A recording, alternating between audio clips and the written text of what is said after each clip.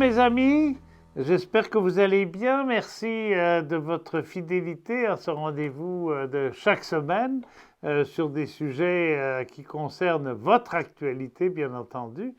Alors aujourd'hui, une petite innovation qui commence et qui j'espère va se poursuivre. Euh, Figurez-vous que je connais depuis assez longtemps, elle va se présenter elle-même, Lise Labelle, qui est une militante de l'AREC, mais qui a aussi bien d'autres qualités. Bonjour Lise, Bonjour Jean. pouvez-vous vous présenter en quelques mots? Je suis, je suis à la retraite parce que maintenant je me définis comme Oui, retraité oui. depuis 1996, sauf que je n'ai pas choisi de me bercer pendant ces 25 dernières années et je milite en effet au sein de l'AREC pour laquelle j'ai été président de la région de Montréal durant 6 ans. J'ai été ensuite trésorière de la région de Montréal pour un autre 6 ans. Puis actuellement, je suis trésorière pour mon secteur parce que je veux toujours me garder un lien avec la REC. Mhm. J'écris à un moment donné des opinions aussi parce que nous avons une infolette à la REC. Il faut dire que j'étais une enseignante de français au secondaire. Alors l'écriture pour Oui. moi, c'est quand même un passe-temps que j'aime bien. Uh-huh. Puis je pense que j'arrive à circonscrire ce que je veux dire comme il faut, puis à faire comprendre aux gens qui me lisent. Mhm. À la REC, dans la région de Montréal, je suis responsable du comité des Échos de l'île.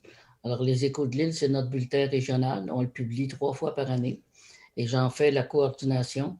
Puis, je suis responsable aussi du comité des arts. Uh-huh. J'ai eu une carrière de 37 ans à la Commission scolaire de Montréal, dont les 7 dernières années comme conseillère pédagogique et les 30 premières comme enseignante, 8 ans au primaire et 22 ans au OK. secondaire. Ah, Alors, bye. je pense que ça donne une image de un petit peu qui je suis. Je peux avoir des opinions tranchées des fois parce que je m'informe Oui, ben beaucoup c'est pour ça que je vous et, aime. Oui. et je suis rarement neutre. Oui, c'est ça. Ah ben j'aime mieux ça. Euh, bon, et puis on peut ajouter, sans rentrer dans votre vie privée, mais on en reparlera.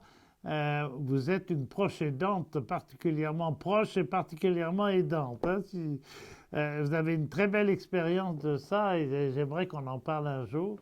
Avec votre compagnon André qui a eu beaucoup de problèmes ces dernières années.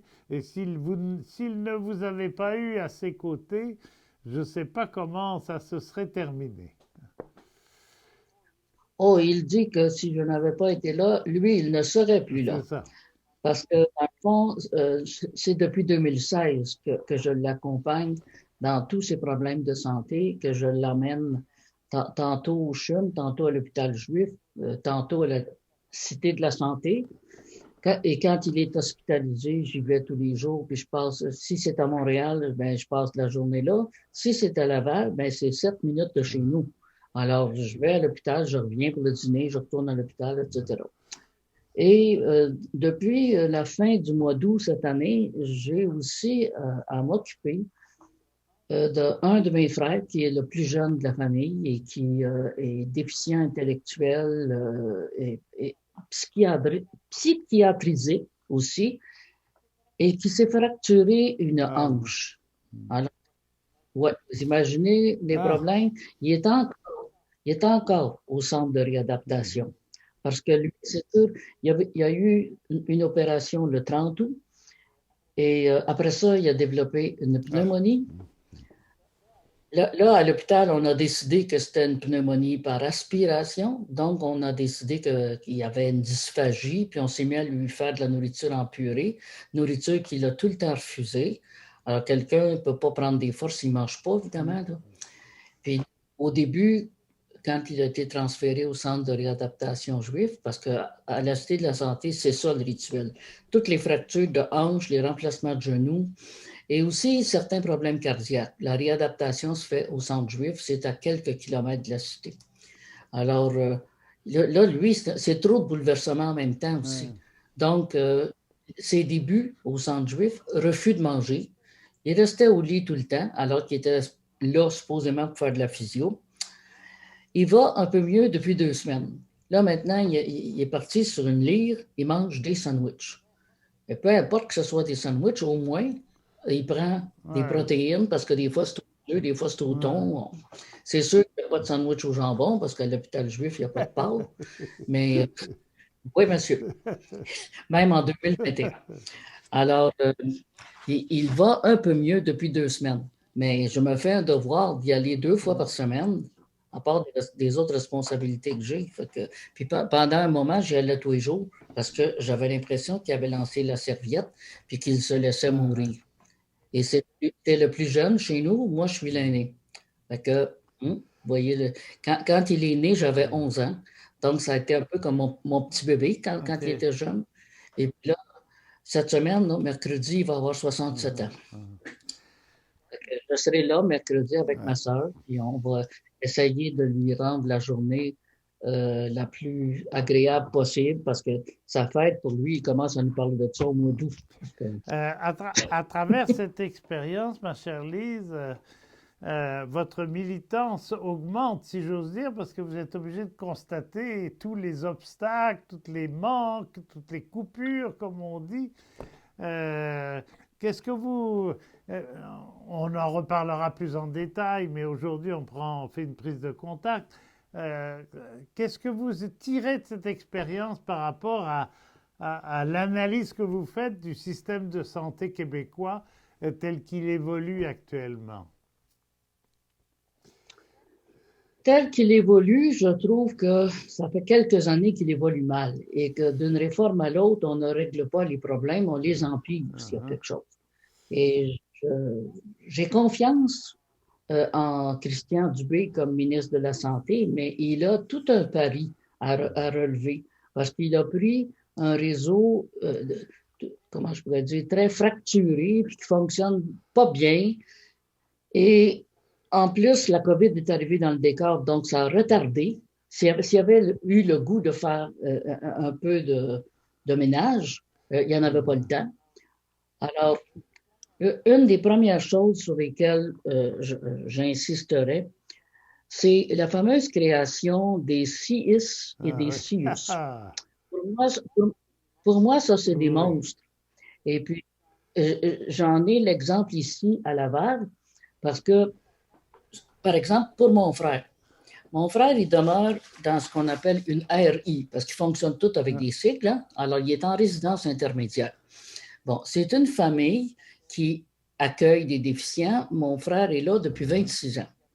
Et il y a 3 autres pensionnaires avec lui. Bon, actuellement, il y a des périodes où c'est possible que le centre juif dise ben nous, on ne peut plus le garder parce qu'il ne fait pas assez de progrès. Bon, mais là, où il va aller, il ne pourra pas retourner dans cette maison-là parce que autres, les pensionnaires sont au deuxième.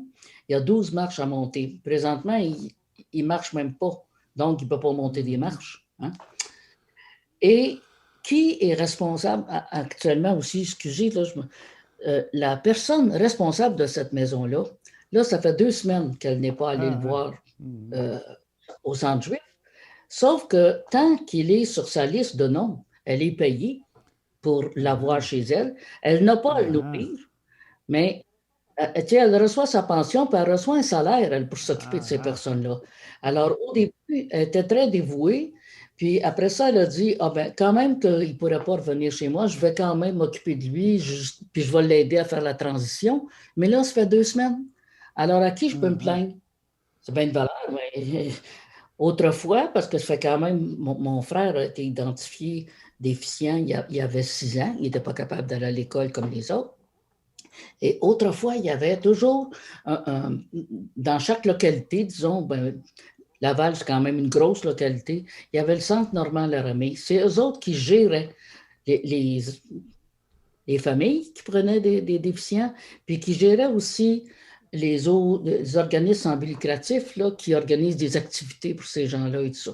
Mais maintenant, là, le CIS de Laval gère la Cité de la Santé, gère tous les CHSLD, gère les RI. Nommez-en, là.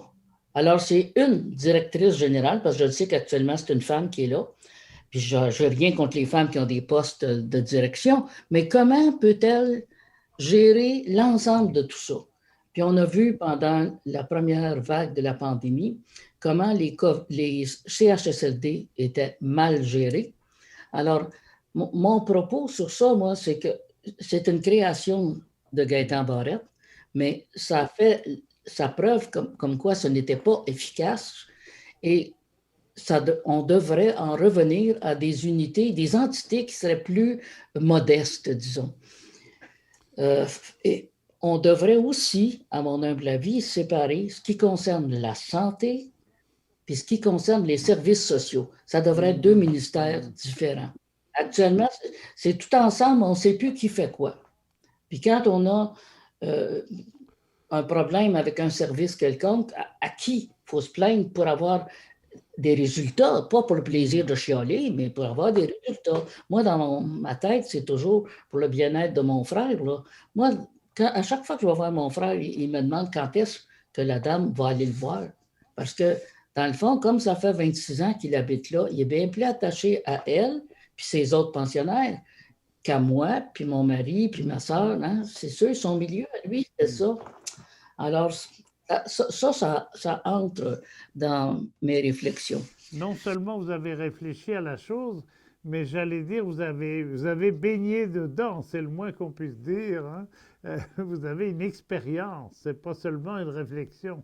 Alors ça, c'est important. Ouais, j'ai baigné dedans et j'ai vécu des bons Oui, coups et des oui, mauvais oui, coups à l'intérieur de l'expérience des dernières années. je comprends. Alors, on pourra parler du cher Monsieur Rochon une prochaine fois. On pourra aussi parler peut-être de cette espèce de prise d'otage qu'on sent par rapport à la médicalisation du processus.